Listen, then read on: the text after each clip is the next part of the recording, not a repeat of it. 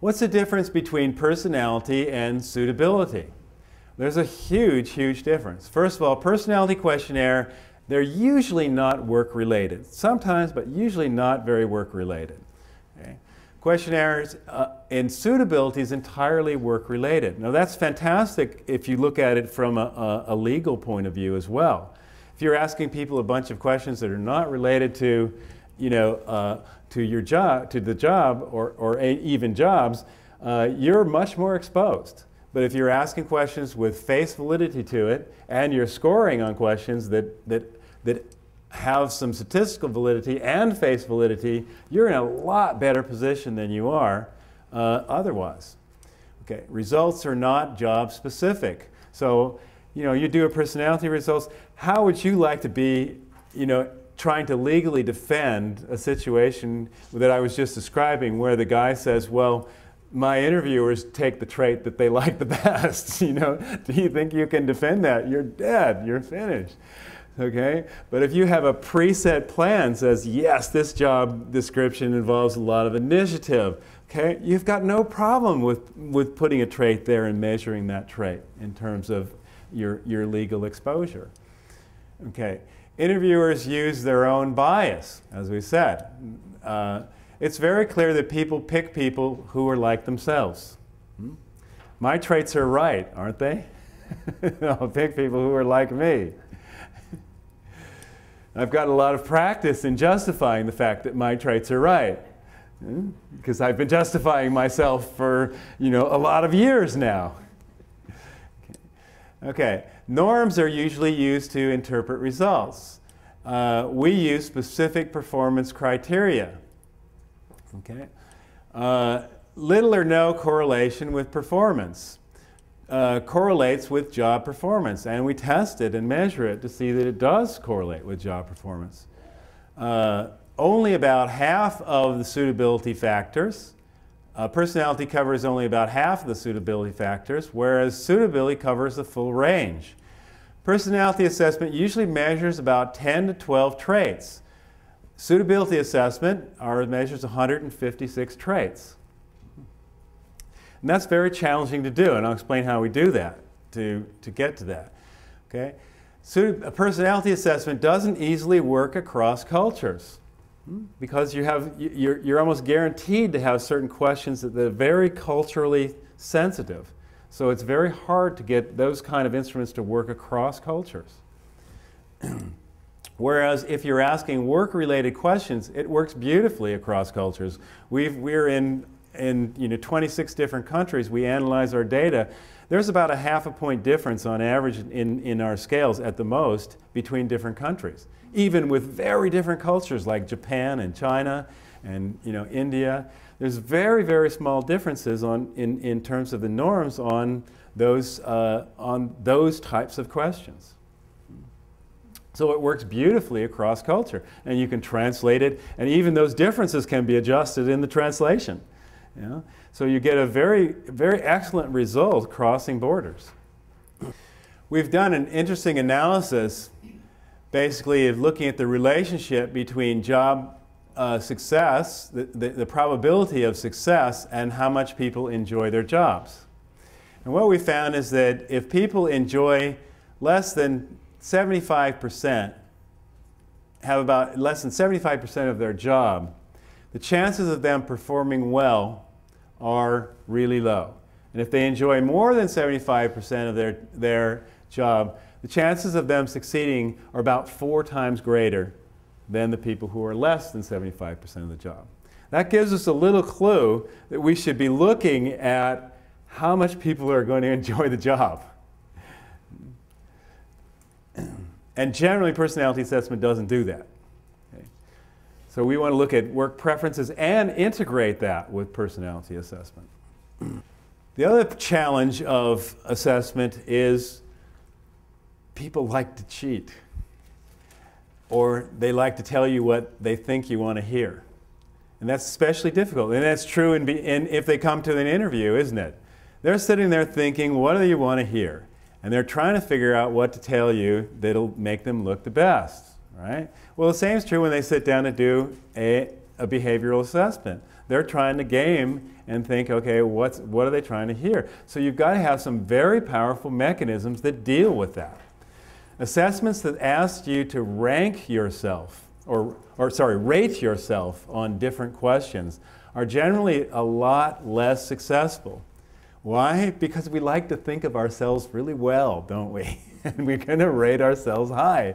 And if they ask you questions like, are you aggressive, and are you, do you dislike being with people? Obviously, you've got to be really dumb to answer those questions, in that way. So it's really you introducing a factor in there that confuses the whole thing, because then you've got trouble sorting out the liars from the dummies, right?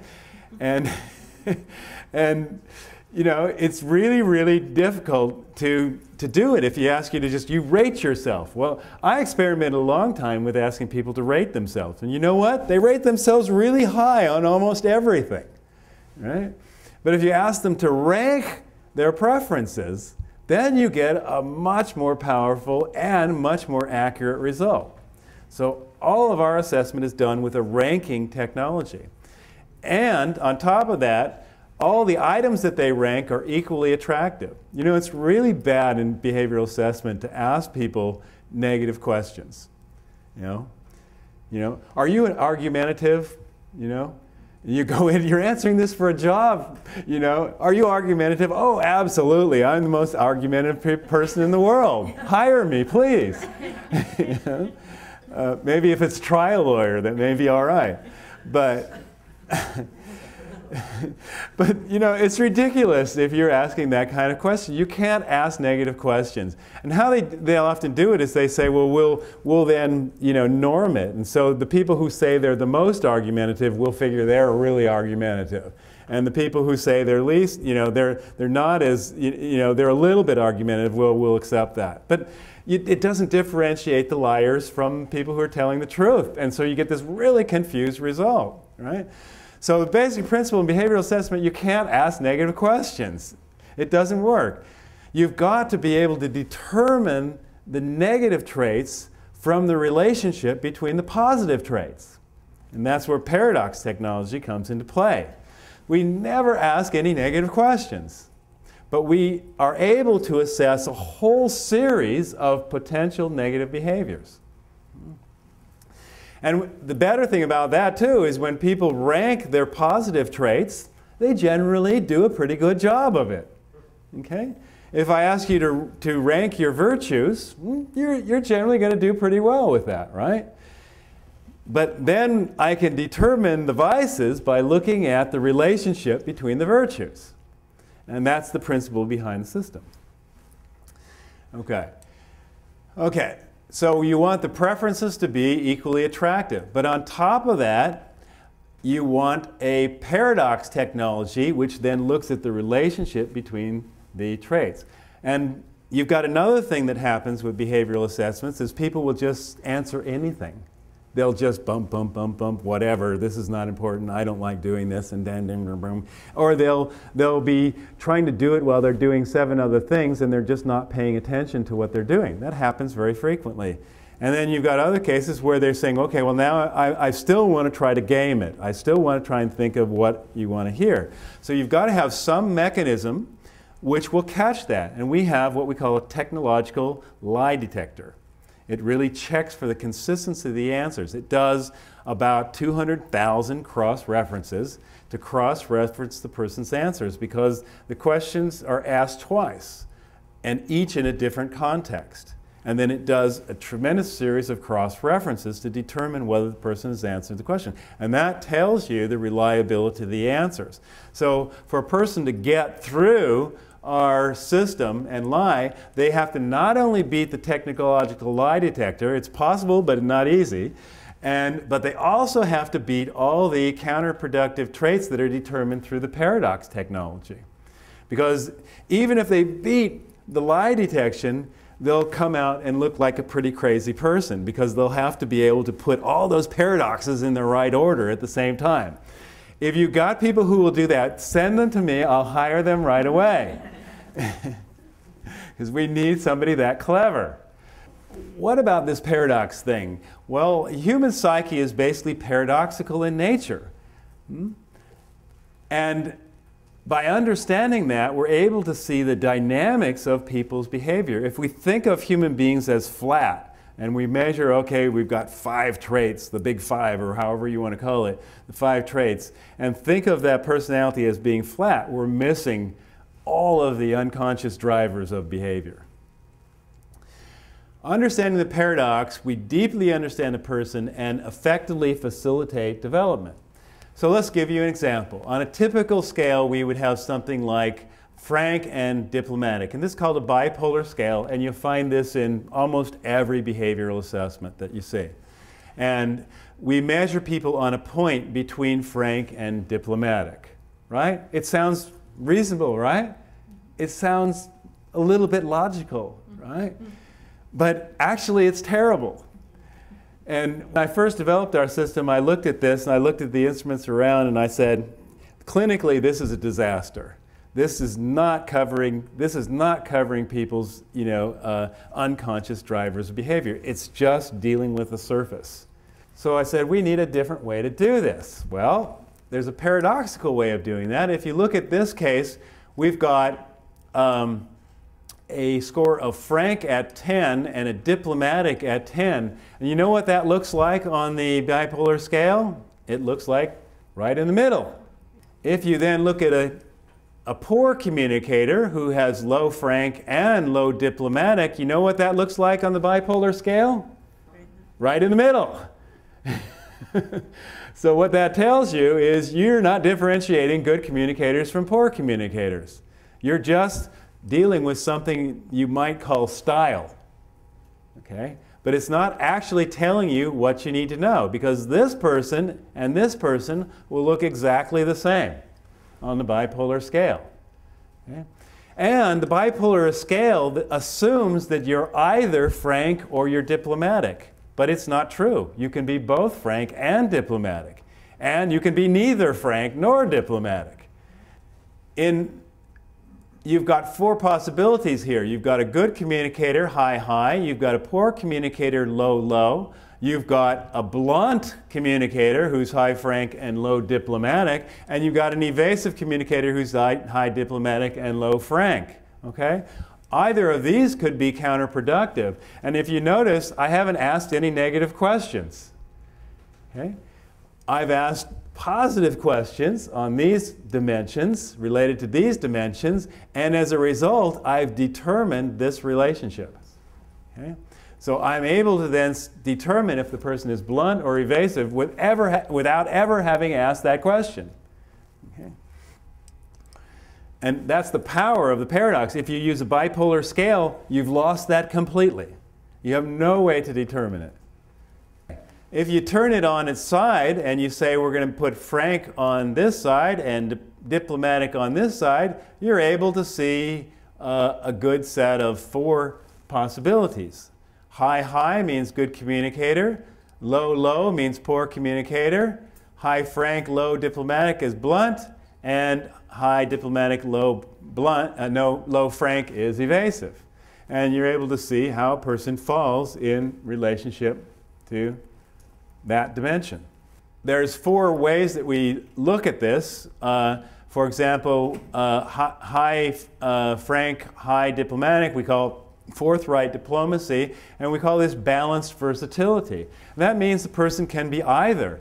In one situation where they need to be very diplomatic, they'll tend to be very diplomatic. In another situation where they need to be very blunt or very direct, they'll be very direct. Okay? And sometimes mix the 2 together, okay? Which is even better. And then you've got your avoids communication down there. We call that balanced deficiency. That means they're lacking both. And the blunt is what we call an aggressive imbalance, which will always be in the upper left-hand corner. And then we have evasive, which is a passive imbalance. This also gives us a very powerful insight into the dynamics of behavior. For example, in this case, we see the person is high-high. That tells us the person is very versatile. And they'll tend to, under pressure, not change their behavior. They'll tend to have that behavior even under pressure. Whereas a person who scores in blunt, that tells us, okay, we've got an aggressive, aggressive tendency of behavior, and under stress, what will happen? They will tend to go evasive. Okay. So wherever there's an imbalance between the two, there's always unconsciously an equal and opposite undercurrent to that, which will come out under stress. That's the unconscious driver of behavior. And we see all the time. Company will say to me, your assessment says, you know, this person is a 9 on diplomatic. And why are they being so aggressive and blunt and terrible to everybody? And I said, well, what's their Frank score? A 3. How much stress are they under? A lot.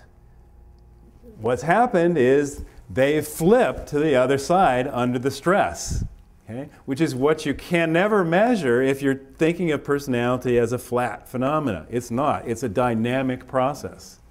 So the passive imbalance, the person tends to be high diplomatic, low frank. What happens? They're very nice with people and they go along and they want to say things but they don't say things, you know, and they want to sort of jump, you know, talk back to this person, but they don't. They keep trying to be very nice. And then that person just keeps on being their nasty self to them. And finally one day they say, that's it! Bah! You're going to get it now! I've had enough of you! And cut you up. And everyone says, whoa, who is that? You know? Because the different person comes out at that point. And so this is what we call a passive imbalance. And they're possible to flip. And the degree of the imbalance is the degree which they're likely to flip, and the degree of venom which they're likely to have when they flip. Okay. And we have other scores in the system we call stress scores. So we look and see the stressors. And so if they've got a lot of stressors going on, that means that they've probably got a lot of flipping going on. Now this is the one where we have a low, and we've actually got a double flip. That means they tend to avoid communication, right? But when they're put in a corner, sometimes they'll just keep backing away, and other times they'll just lash out. Okay. Okay. And so they can go in either direction. If they are stressed out, they're more likely to do that. But if they're not stressed out and they've got a high relaxed score and a high stress management score and they're pretty cool, then that's probably going to be less common of a behavior. We also have the ability to put this on a team report where you can put different team members and plot on this graph and show how they are. It makes a fantastic team building session. And if you want, you can even color one of, if you want to identify the manager, you can put it in red.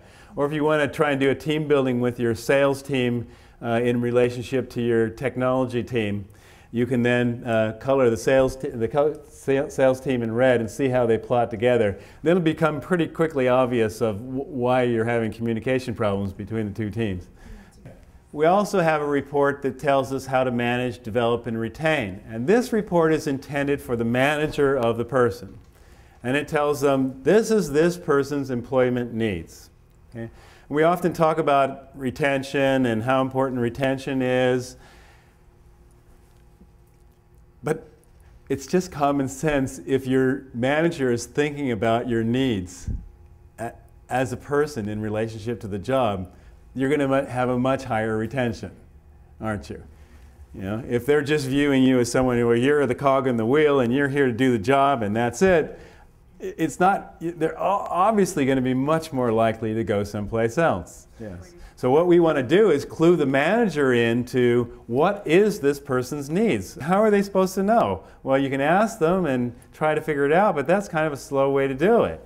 If you've got an assessment that says what they really want out of employment, you've got it right in front of you. All you need to do is to read a paragraph or so, and you've got a pretty good idea of what that person needs in employment and a pretty good idea of how to respond to it. We also have a thing called a development report. This one you can either pick a trait or you can pick it automatically by position. And this tells you if you're in a situation, you've got salespeople and you do an assessment on them, they're having trouble performing and they've got a low wants challenge. How do you help them to improve their desire for challenge? and it gives a plan that goes for a month or 6 weeks, and then identifies things that they can do to help improve their challenge. The interesting thing about it is, what we found is even people's strongest traits, if they have quite strong traits, even if they do this with their strong traits, it actually can be as successful as if they do it with their weak traits, in some cases more successful. So sometimes it's great to work on the traits that people already have that's strong that relate to the job. Okay. The great thing about having a behavioral assessment, even if you think you're really good at interviewing and you can suss out their behavior, is that you've got something to reference and to bounce off of, and you've got something to look at, and it helps you target and sort of discuss more clearly with the person, rather than you coming in blind and having to figure it out, you know, which is really a pretty impossible task of you sitting down with someone you've never met before, trying to suss out their behavior, determine how they're going to work in relationship to a specific job with a specific set of needs. It's a very hard task.